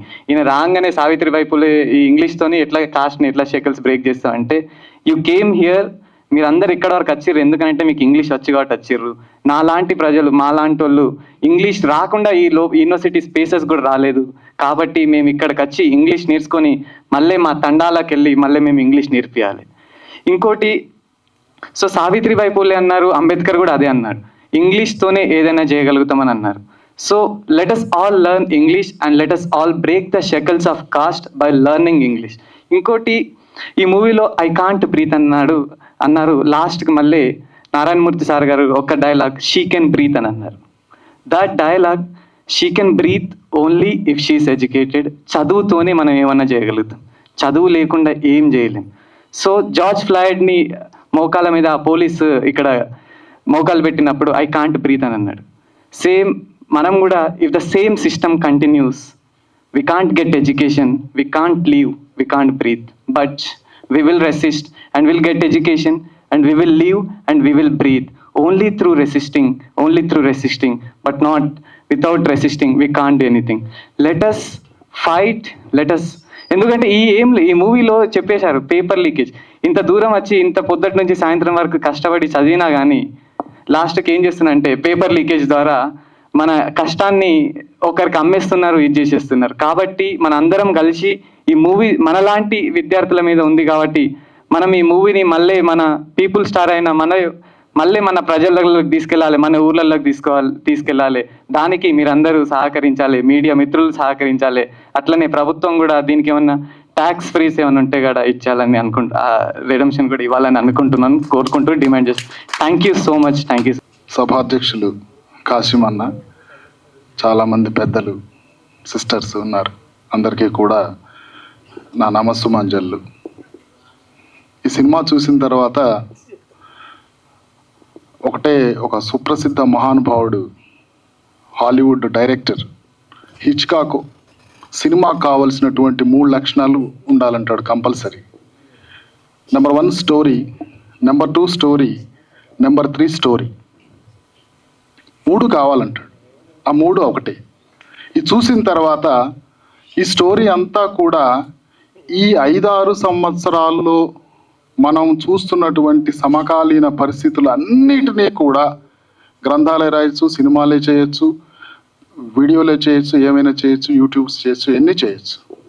వీటన్నిటినీ కూడా 2.5 గంటల్లో అత్యద్భుతంగా మలిచినటువంటి దృశ్య కావ్యం యూనివర్సిటీ.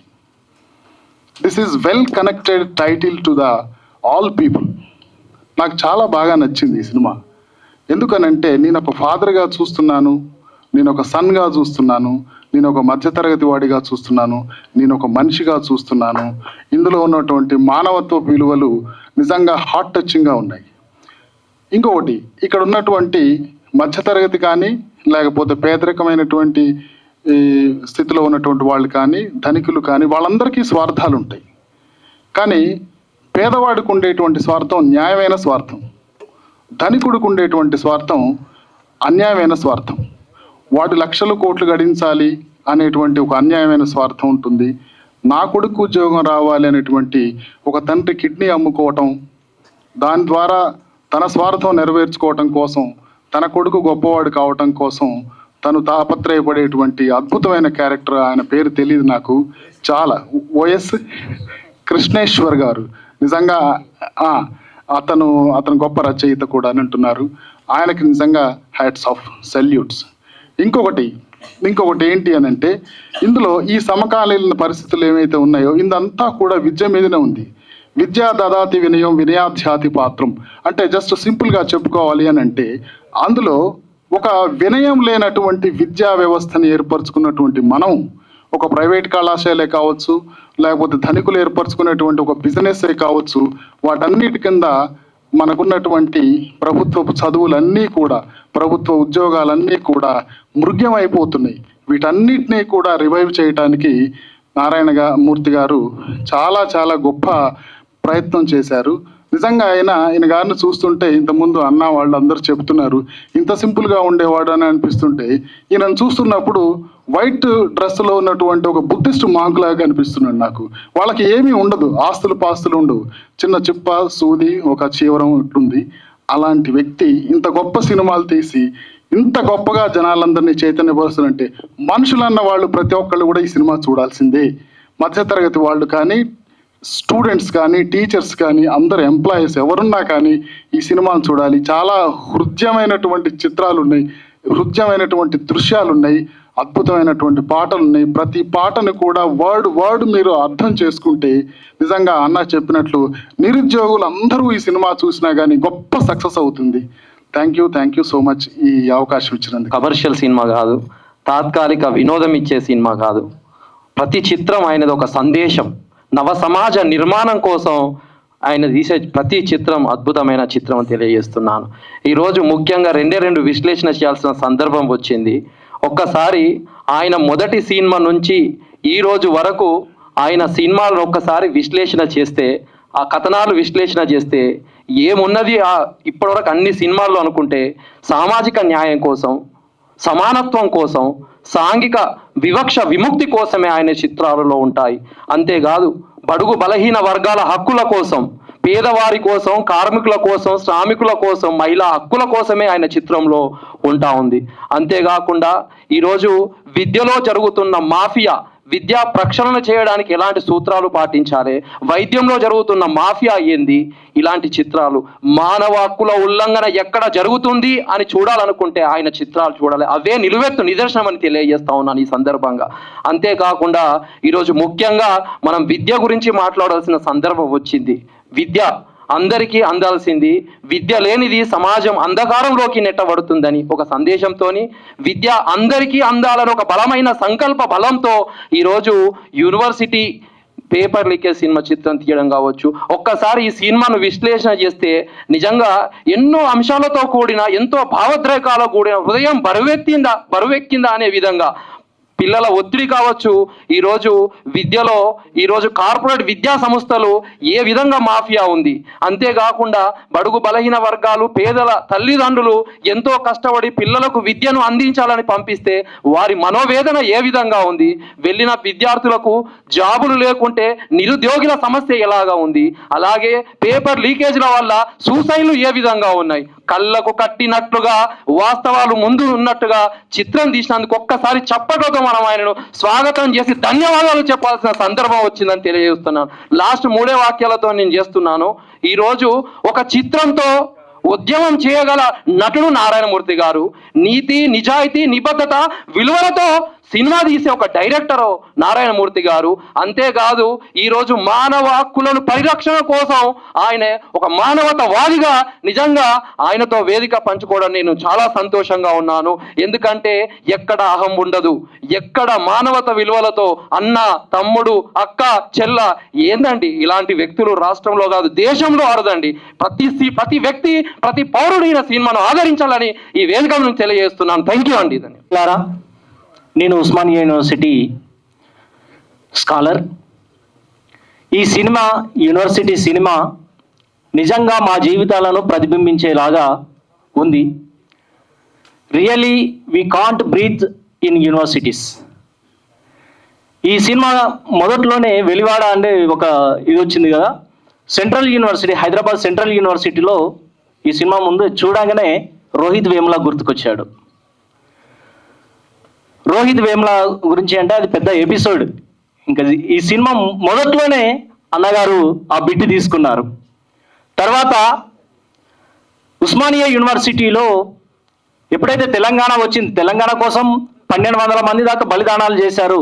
మొత్తానికి తెలంగాణ సాధించుకున్నాం, వీ కెన్ బ్రీత్ అనుకున్నాం. But really we can't breath. Again ఏమైంది, మళ్ళీ విద్యార్థులు సూసైడ్ చేసుకున్నారు. ఈసారి తెలంగాణ వచ్చిన తర్వాత చాలా మంది నిరుద్యోగులు ఉరితాళ్లకు వేలాడారు. ఉస్మానియా యూనివర్సిటీలో ఇంగ్లీష్లో పిహెచ్డి చేసినటువంటి వాళ్ళు, సైన్స్లో పిహెచ్డి చేసినటువంటి వాళ్ళు సూసైడ్ చేసుకున్నటువంటి మీకు తెలుసన్నా, కొంపెల్లి నర్సయ్య, బోయ జంగయ్య, మురళి లాంటి వాళ్ళు సూసైడ్ చేసుకోవాల్సినటువంటి ఒక పరిస్థితి వచ్చింది. ఆ సందర్భంలో నేను కొన్ని వ్యాసాలు కూడా రాశాను, ఆర్టికల్స్ కూడా. తెలంగాణ కోసం సచ్చింది చాలదా, ఇంకెన్నాళ్ళు ఈ బలిదానాలు అని చెప్పేసి గంటారామంలో ఒక వ్యాసం రాశాం. అదేవిధంగా ఇంకో వ్యాసం కూడా నిరుద్యోగులే సమిధల అంటూ కూడా రాశాము. నిజానికి విద్యార్థుల జీవితాలు, మా పోరాటాలన్నీ కూడా ఈ సినిమాలో ఉన్నాయి. దయచేసి ప్రజలందరూ కూడా, విద్యార్థులు ఈ సినిమాని చూడండి, ఆదరించండి. ఎక్కడ కూడా అన్న ఒక సీన్లో రేపు చేసి చంపబడుతుంది అమ్మాయి, ఆ సీన్లో దాన్ని ఎట్లయినా చూపెట్టచ్చు. మిగతా సినిమాలలో ఎట్లా ఉంటుంది, మొత్తం మీద పడి రక్కి చింపేసి బట్టలన్నీ కూడా చింపేసి చిందరవందర చేసేటువంటి సీను ప్రతి సినిమాలో ఉంటుంది. ఇంకా మన తెలుగు సినిమాలలో ఎక్కువ. అది అన్నగారు చూపెట్టలేక కాదు, కానీ అలాంటి సీన్ని ఒక సముద్రంలో ఒక కిరీటం ఉప్పొంగినట్టుగా చూపెట్టేసి దాన్ని అట్లా ఆయన భావాన్ని వ్యక్తపరుస్తారు. నారాయణమూర్తి గారికి కృతజ్ఞతలు. ఎందుకంటే వారు మాట్లాడిన దానికంటే కూడా చాలా, అంటే నాతో కలిసి మాట్లాడిన దానికంటే కూడా చాలా మంచిగా ఈ సినిమా వచ్చింది. కాబట్టి తెలుగు ప్రజలందరూ, ప్రపంచ తెలుగు ప్రజలు ఎక్కడ ఉన్నా ఈ సినిమాను చూడాల్సిందిగా నేను విజ్ఞప్తి చేస్తున్నా. ఎందుకంటే విద్య కోసం ఎన్ని కష్టాలు పడుతున్నారో ఈ రోజుల్లో మేము చూస్తున్న విద్యార్థులు. నేనైతే 1వ తరగతి నుంచి పిహెచ్డి వరకు నేనైతే ఉచితంగానే ప్రభుత్వ విద్య చదువుకున్నా. ఇవాళ నేను డాక్టరేట్ అయిందంటే కేవలం ప్రభుత్వ విద్య ద్వారానే, ప్రభుత్వ స్కూల్సే. సో 2-3 నిమిషాలనే నేను బుల్లెట్ పాయింట్సే చెప్తా, స్పీచ్ కాకుండా. అసలు మనిషి బతకాలంటే 2 కావాలి.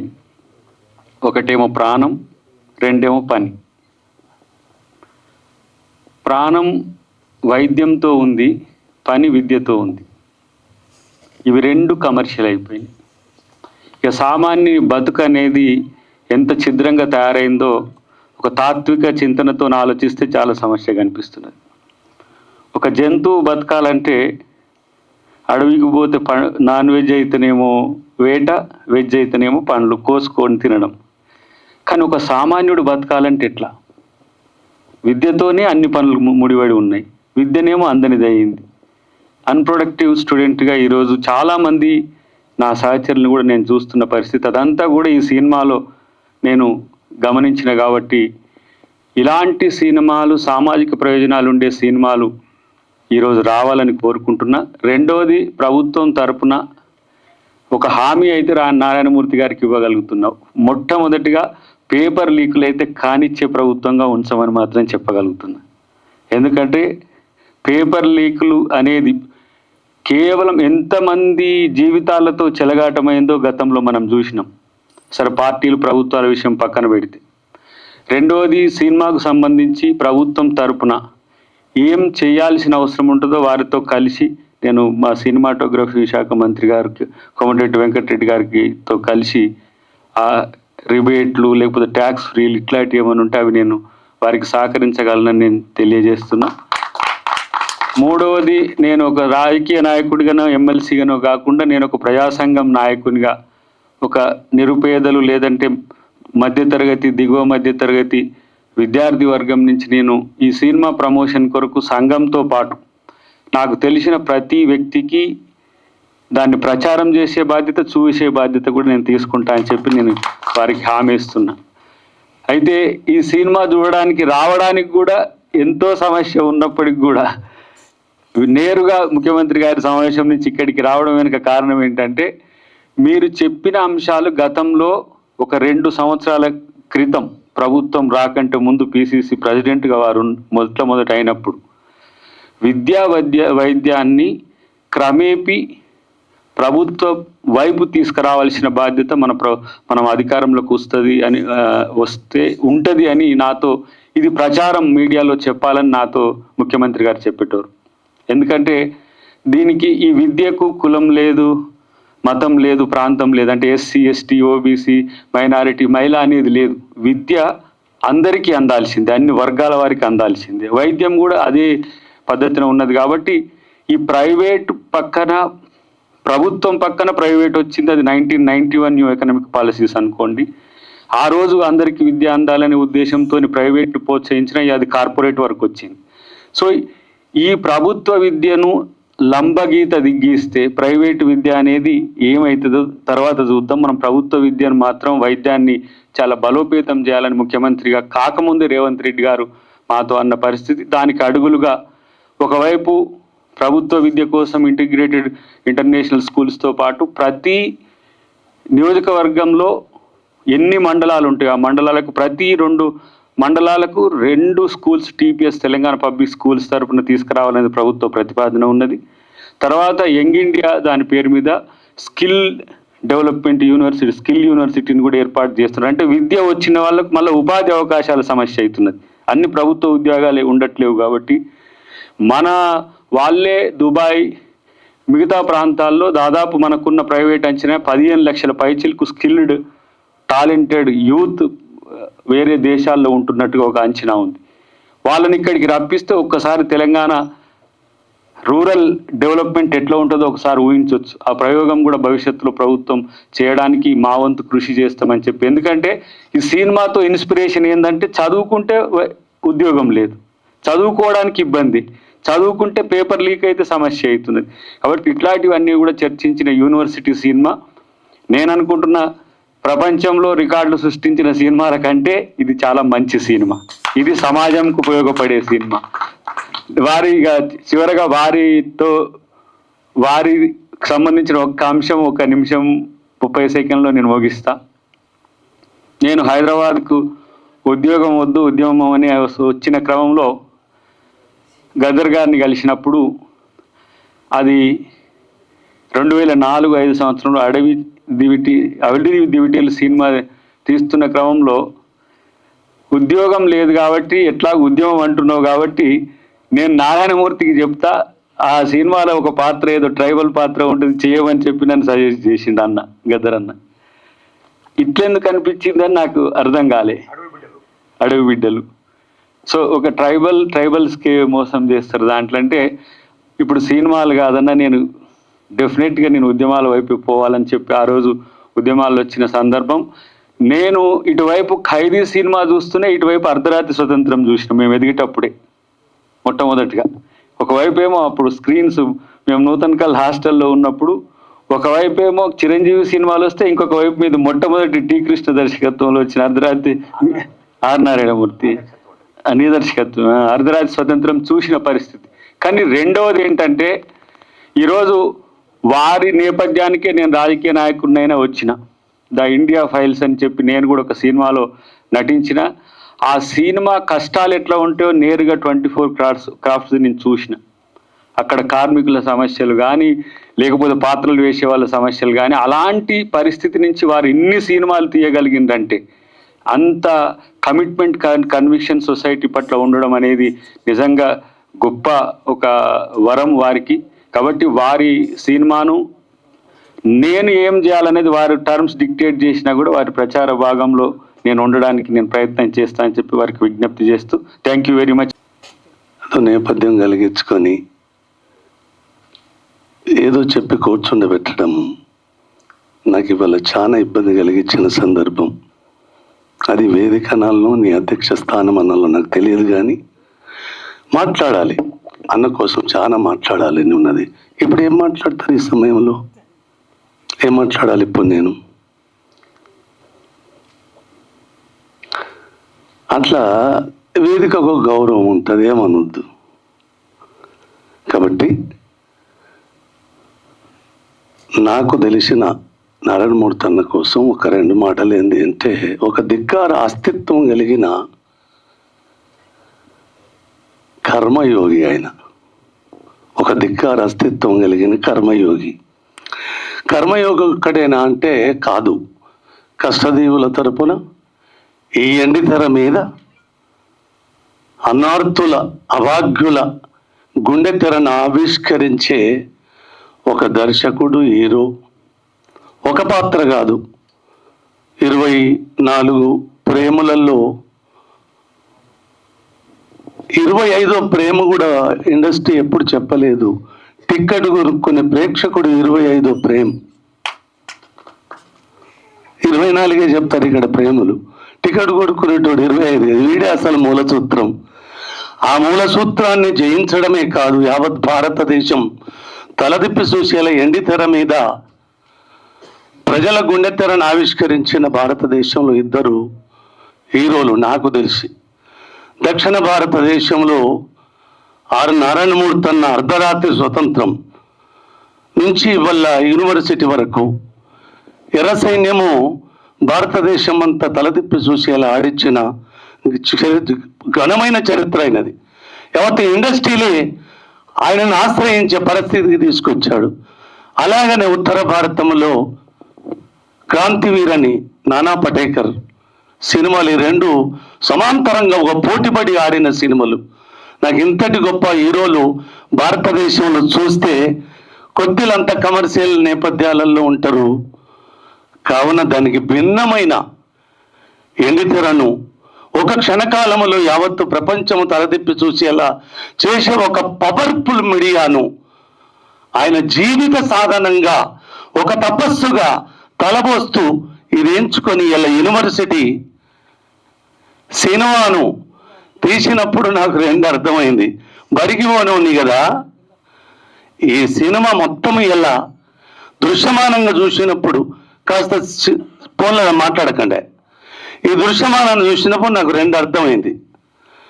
చదివే మానవాళికి సర్వ సమస్యలకు పరిష్కారం చెప్తుందని కంటాలకు గంటలు కట్టుకొని ప్రతి నేపథ్యాన్ని ప్రకటిస్తారు. ఇది చదువుకుంటే అన్ని సమస్యలకు, అన్ని రుగ్మతలకు ఒక పరిష్కారం నేర్పుతుంది చదువు అని. కానీ ఇలా అన్ని అవరోధాలకు ఈ విద్యనే కారణమవుతుంది. ఎట్లయితుంది? ఉద్యోగం వచ్చిన వాడికి ఆపిగా ఊపిరి జరుపుకునేందుకు. ఉద్యోగము రాని ఎందరి జీవితాలు ఇప్పుడు పోలీసుడు కుతుక్క మీద వేసి తొక్కుతుంటే నన్ను కాస్త ఊపిరి సలుపుకునే సమయం రాని చెప్పిన సందర్భం.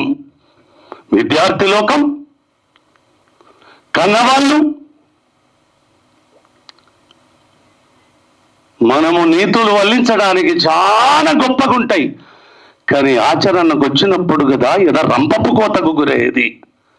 ఈ యూనివర్సిటీ పేరులనే యూనివర్సిటీలో ఎన్ని కుల రాజకీయాలు హగ్గులు రాచేస్తాయి. మెట్లకెదప్పుడే వీడు మనోడేనా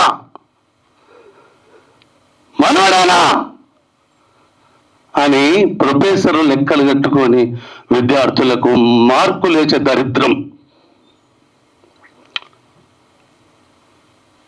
కార్పొరేట్ కాలేజీలకు పోతే మా బతుకులు ఫీజులు కట్టడానికి. ఇప్పుడు అతనికి ఒక మాట అన్నాడు, బతకడానికి రెండు, ఒకటి వేటాడి చంపుకొని బతకాలి, పశుపక్షాదులు పళ్ళు కోసుకొని తినాలి. ఇలా మానవుడు తన బిడ్డలను రక్షించుకోవడానికి తన ఒళ్ళంతా కోసుకొని అవయవాలను అమ్ముకొని మనగడ సాగించే పరిస్థితి. అన్నా, ఈ ఎండితెర నీ సినిమా సక్సెస్ కావాలని నేను మనసా వాచ కర్మన కోరుతున్నాను. దీనికి బలమైన ఇంధనం పబ్లిసిటీ, దీనికి బలమైన ఇంధనం విద్యార్థి లోకం, దీనికి బలమైన సాధన యూనివర్సిటీ ప్రొఫెసర్లు. మనోడైనా అనకుండా మన మీద తీసిన ఈ సినిమా కోసం మనమంతా బాధ్యత వహిస్తామని ఒక కంకణం కట్టుకుంటే దీనికి గొప్ప దారి దొరుకుతుందని నేను మనసా వాచా కర్మన నమ్ముతున్నాను.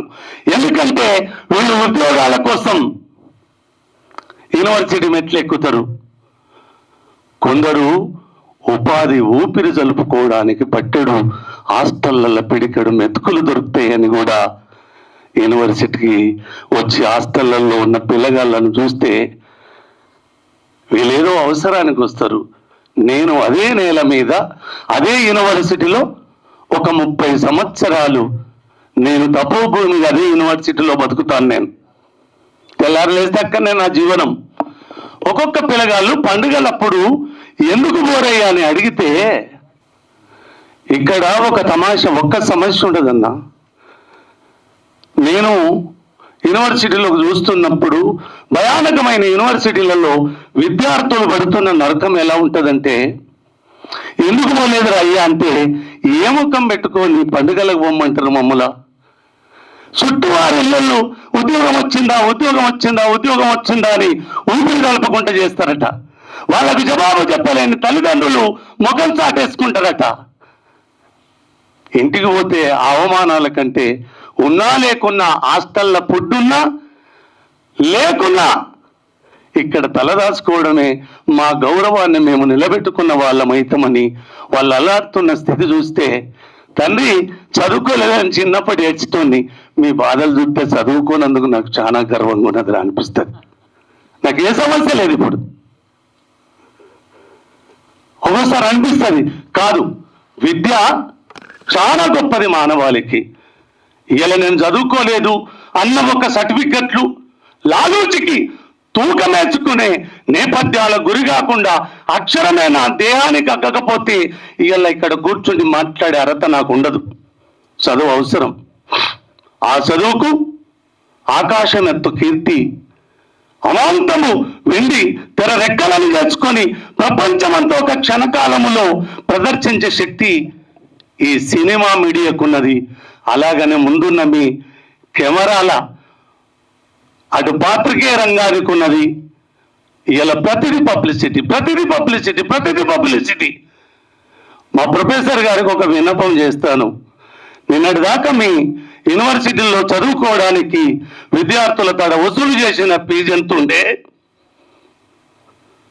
గత 2 వైస్ ఛాన్సలర్లు మారిన తర్వాత మీ యూనివర్సిటీ వసూలు చేస్తున్న ఫీజుల పరిస్థితి ఎంతున్నది, ఎంతెంత అల్లాడుతున్నారు విద్యార్థులు.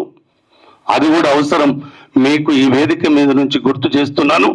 ఈ సినిమా ఆయన ఎన్నో కళలు, ఎంత కమిట్మెంట్ అంటే నాకు తెలిసి మాకెంతో ఆయనతోటి కలిసి నడిచి భోంచేసి అనేక రాత్రులు ఆయనతో శయనించి ఆయనతో పంచుకున్న అనుభవం.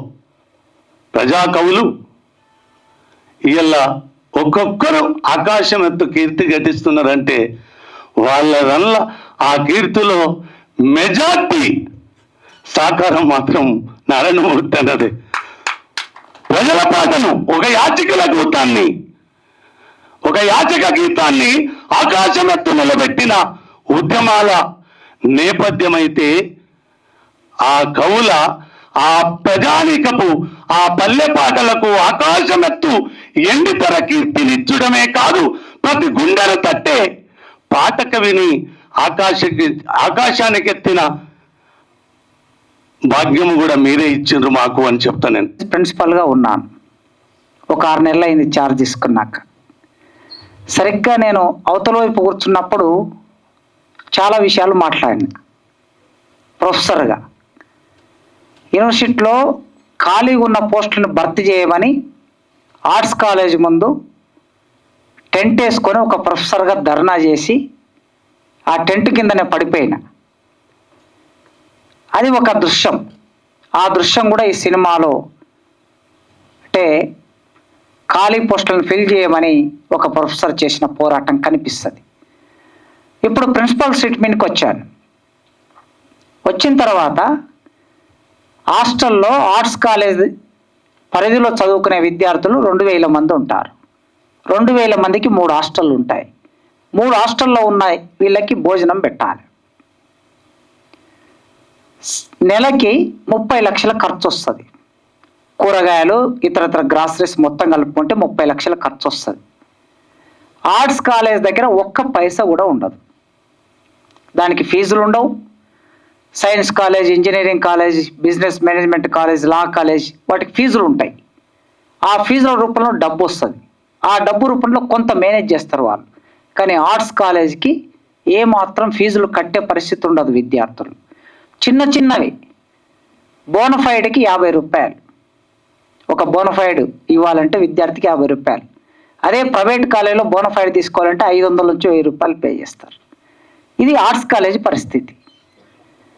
మరి 30 లక్షలు హాస్టల్కి సప్లై చేసే సప్లయర్కు గ్రాసరీ కోసం ఎక్కడి నుంచి తీసుకొచ్చి ఇవ్వాలి అనేది మొదటి ప్రశ్న.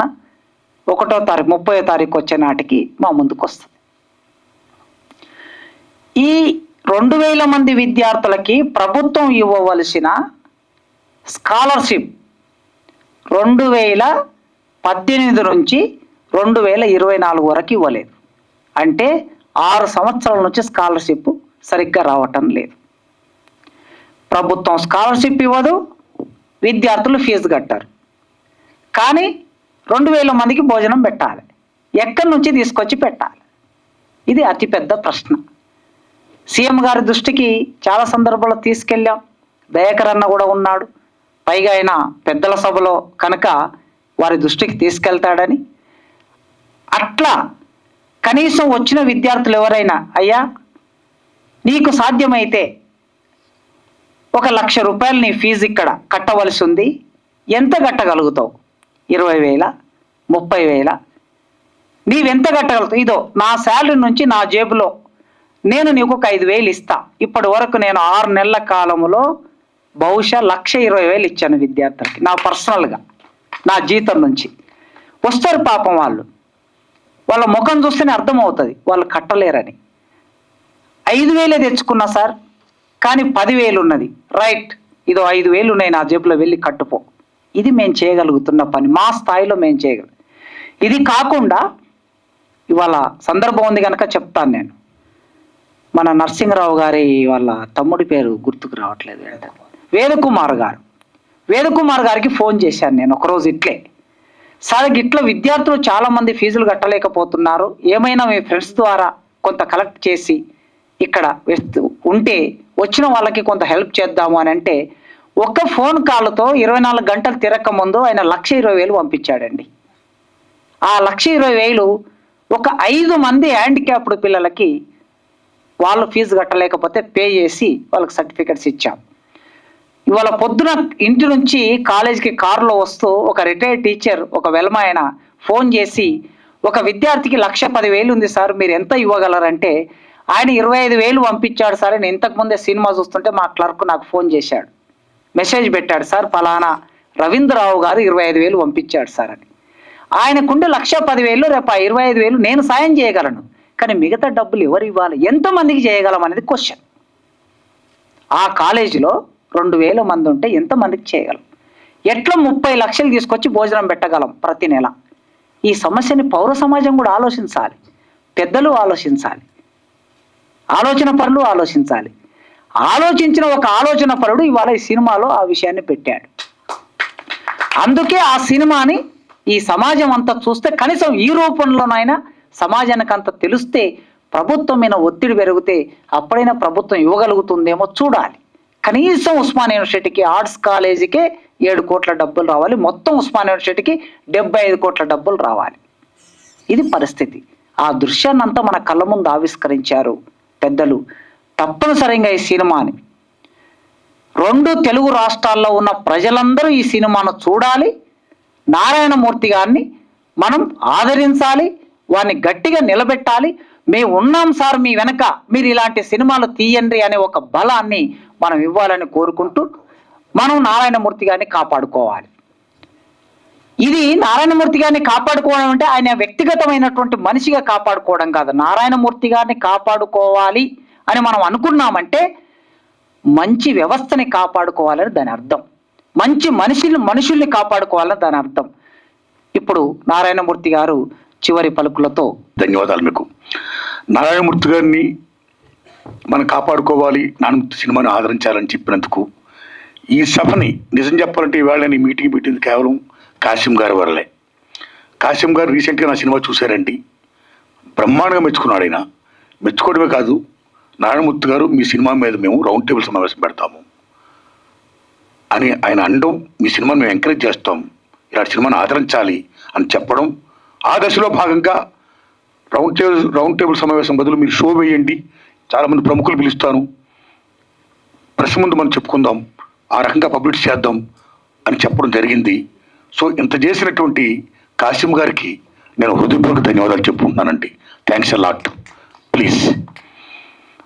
తర్వాత మన సారు పద్దంకి దయాకర్ గారు, నేను గవర్నమెంట్తో మాట్లాడి ట్యాక్స్ ఇప్పిస్తాను, ట్యాక్స్ లేకుండా చేస్తాను అన్నారు. అలాగే మా శ్రేయోభిలాషి ప్రముఖ కవి అందశ్రీ గారు కూడా ఈ సినిమాకి ట్యాక్స్ ఎగ్జామ్షన్ ఇప్పించాల్సిందిగా అద్దంకి దయాకర్ గారిని కోరారండి. Thanks a lot to Andesri అన్న అండ్ దయాకర్ గారు. అయితే నా విజ్ఞప్తి, నాకు ట్యాక్స్ ఫ్రీ వద్దు, ఏం వద్దండి, నా గవర్నమెంట్ సైడ్ నుంచి ఏ సహకారం వద్దండి ప్లీజ్.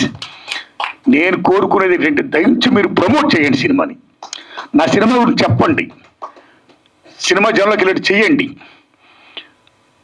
జనాన్ని చూడమని చెప్పండి. ఏమాత్రం సినిమా బాగుంటే జనాన్ని కనెక్ట్ అయితే సినిమా సక్సెస్ అవుద్ది. ఆ హెల్ప్ చేయండి, దట్స్ వాట్ ఐ వాంట్. అలాగే పెద్దలు కుమారస్వామి గౌడ్ గారికి, సత్యనారాయణ గారు, ఆయన నిజంగా ఆయన ప్రైమ్ 9 టీవీ న్యూస్లో బ్రహ్మాండంగా ఈ కార్పొరేట్ ఎడ్యుకేషన్ మాఫీ మీద బ్రహ్మాండంగా ఫైట్ ఇస్తున్నాడు ఆయన, సెల్యూట్. సో నా సినిమా ఏదన్నట్టు మెచ్చుకున్నాడు, ధన్యవాదాలు వారికి.